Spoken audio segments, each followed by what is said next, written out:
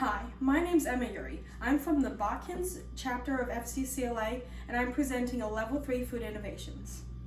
It's blatantly obvious that today people don't have the time to make classic old-timey desserts anymore. They're starting to die out in big waves.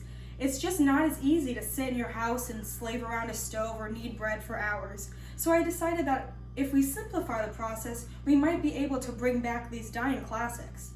To start my project, I began by giving a survey to the teachers that I planned on testing my product with. I first asked them if they had any fond memories of relatives making bread. They almost all responded with at least one. I then proceeded to ask them if they themselves had ever tried their hand at making bread. Some of them laughed at me. No. But the fact is, making bread is just too complicated and too much of a hassle, and there's just no reason for anyone to actually have time to do it.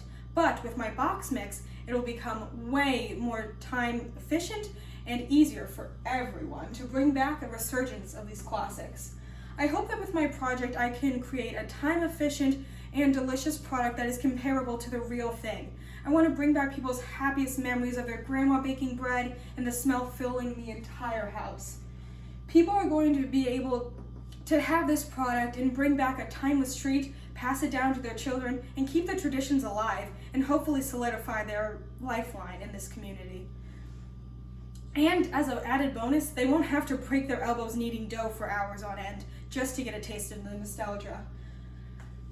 Starting my project, I knew that I wanted to make a box mix, and I knew that it had to be bread. As a self-diagnosed breadaholic, there was nothing else I could even think about making.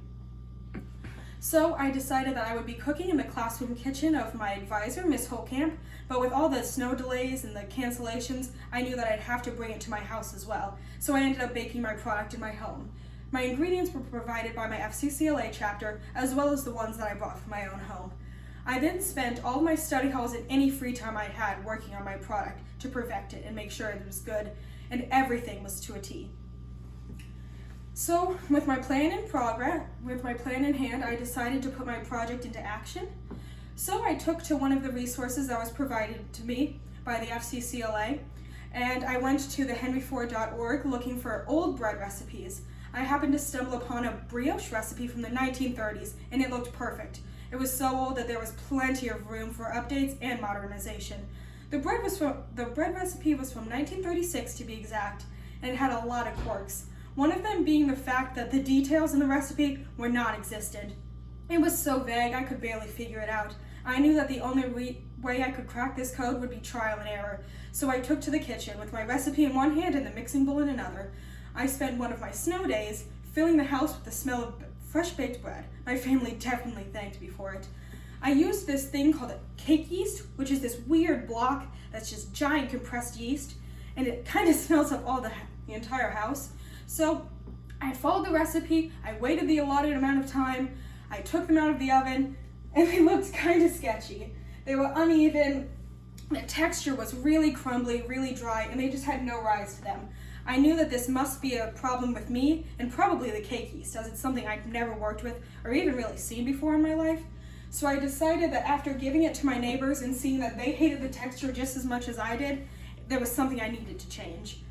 So I took to the store and I found that active dry yeast, instant dry yeast, might be the thing for me. So I added instant dry yeast and I followed the exact recipe according to the package, and I got a much better rise the second time. The second time they were much fluffier, they came out better, but there was still something wrong. The taste was a little off and there was these weird clumps in the dough, like everything just wasn't mixed in properly. Something clearly was wrong.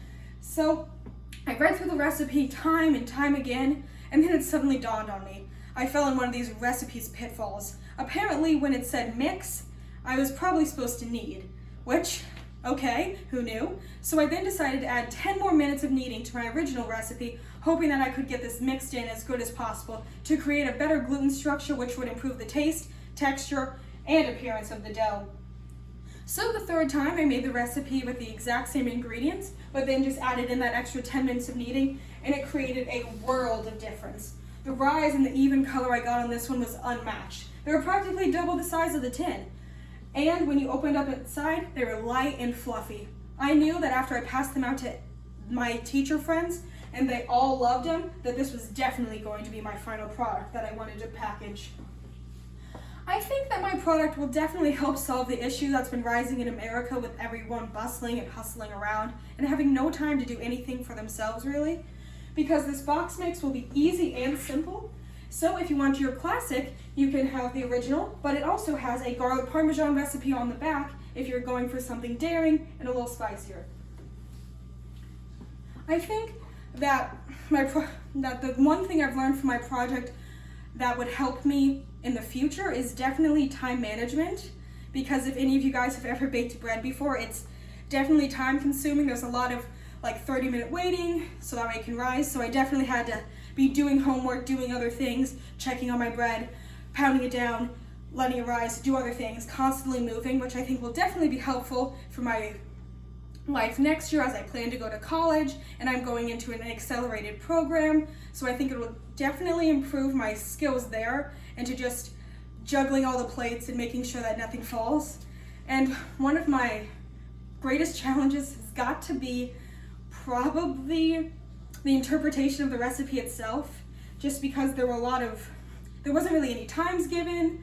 Temperature was kind of iffy. It just said like, let rise, let double in size. So there was a lot of room for interpretation there. So then I had to look at all my prior knowledge of bread making, from random television shows that I watched as a kid to other sites that I looked up just so that I could get something right.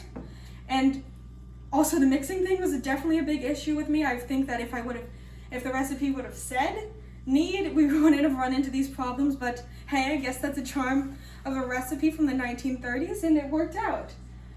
So that's definitely my biggest challenge. And so this is my board. I titled my project Everyone Needs Brioche because everyone loves a pun.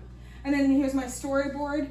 This is when I just had the dough in the bowl. This is just the starter. So I had my yeast mixture with 1 cup of flour. This is it after it rose for half an hour. Then in the oven, the final product. As you can see, they're really small, really short. And then the same thing here. This is it right after it was risen the first time. This is it at its third to final rise. This is it when it was rising in the pan. This is my finished product. So you can see that it's definitely bigger, but it does have those uneven cracks, which is from the lack of kneading and the mixing of the dough. And then here, same thing, we have my starter. You can tell from here how much bigger it got already. Then going into the oven, and then right here you can see that I have the even top on it. The color's much more even. And it's just overall a more appealing looking bread. We have my planning process up here. Here's my identification page, my equipment, and my safety and sanitation.